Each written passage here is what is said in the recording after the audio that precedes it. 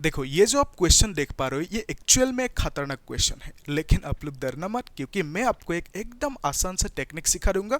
उस टेक्निक को यूज करके आप लोग इस टाइप का जितना भी क्वेश्चन है आराम से सब कुछ सॉल्व कर पाओगे। ठीक है, ओके। देखो ये जो क्वेश्चन है इसमें एक्चुअल में पूछा क्या गया, आपको पूछा कि यहाँ पे जो 5 कैपेसिटेंस है, ठीक है, इन कैपेसिटर्स की जो टोटल कैपेसिटेंस होंगे, टोटल जो वैल्यू होंगे इक्विवेलेंट कैपेसिटेंस, वो निकालने दिया। ठीक है, उसके लिए देखो जो मेन कॉन्सेप्ट है, अगर ये कैपेसिटर सीरीज कनेक्शन में होता तो इस फॉर्मूला की मदद से हम लोग इक्विवेलेंट कैपेसिटेंस निकाल सकते थे। ठीक है, अगर ये कैपेसिटेंस पैरेलल में होता तो इस फॉर्मूला की मदद से हम लोग इक्विवेलेंट कैपेसिटेंस आराम से निकाल सकते हैं ना, ये जानते हो आप। ठीक है, लेकिन यहाँ पे ये सब पैरेलल में है, ये सीरीज में है, हमें पता नहीं क्यों।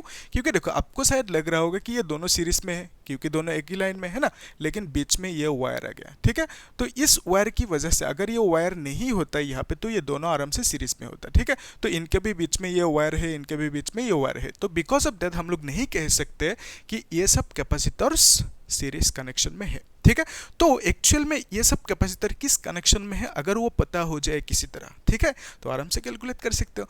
उसी को हम लोग देखेंगे with the help of a technique. तो टेक्निक क्या है, देखो यहाँ पे जैसे ए पॉइंट है इसको ए ही रखो। ठीक है, फिर यहाँ पे कैपेसिटर है C1, इसको ऐसे ही लिखो, जैसे है ऐसे ही रखो।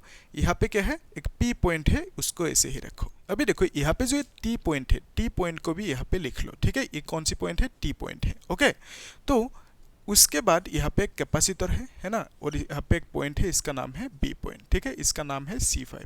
तो आप लोग नामकरण अच्छे से कर लेना, ठीक है, तब क्लियर रहेंगे चीज़ें। ओके, ABC जो भी पॉइंट है यहाँ पे लिखो। ठीक है, तो नेक्स्ट स्टेप में क्या करोगे, ये जो S है और ये जो P है, तो दोनों के बीच में सिर्फ एक वायर है। ठीक है, यहाँ पे कोई कैपेसिटर कनेक्टेड नहीं है। ठीक है, सिर्फ एक वायर है। तो बेसिकली आप इस एक्स्ट्रा वायर को काट के फेंक सकते हो, है ना, तब क्या होंगे, इस पॉइंट को उठा के यहाँ पे लेके आ सकते हो। ठीक है, तो S पॉइंट को मैंने उठा के कहाँ पे लेके आया, P पे। तो बेसिकली P और S जिस वायर से कनेक्टेड था उसको फेंक दिया, उसके बाद P और S को डायरेक्टली कनेक्ट कर दिया। ठीक है, तो यहाँ पे P है तो P की जगह पे मैंने क्या किया, S को कनेक्ट कर दिया। ठीक है, क्लियर है यहाँ तक। ओके, तो अभी देखो ये जो S को मैंने यहाँ पे लेके आया, तो उसके बाद क्या होंगे, S और T के बीच में एक क्या है, कैपेसिटर है ना। तो सिंपली आप देख पा रहे हो यहाँ पे एक कैपेसिटर है S और T के बीच में, तो S और T के बीच में एक सिंपली कैपेसिटर बना दो। ठीक है, देखो क्लियर है कि नहीं, एकदम सिंपल है। तो वायर को काट के फेंक दिया, एक्स्ट्रा वेट है नहीं चाहिए हमें, है ना, तो हमने S और P को डायरेक्टली कनेक्ट कर दिया। सिमिलरली यहाँ पे जो R और T है, ठीक है, तो R और T के बीच में भी कुछ कैपेसिटर्स नहीं है ना, तो ये एक एक्स्ट्रा वायर है, इसको भी हम लोग काट के फेंक सकते हैं। यानी आप बोल सकते हो R और T जिस वायर से जुड़ा हुआ था उसको फेंक दिया, और हमने क्या किया, R और T को डायरेक्टली कनेक्ट कर दिया। ठीक है, तो यहाँ पे R आ जाएंगे, है कि नहीं, यस। हाँ, तो अभी क्या करोगे, सेम कहानी। तो यहाँ पे देखो ये जो R है, R और P के बीच में एक कैपेसिटेंस है ना, तो ये जो R और P के बीच में कैपेसिटर है इसको कनेक्ट कर दो।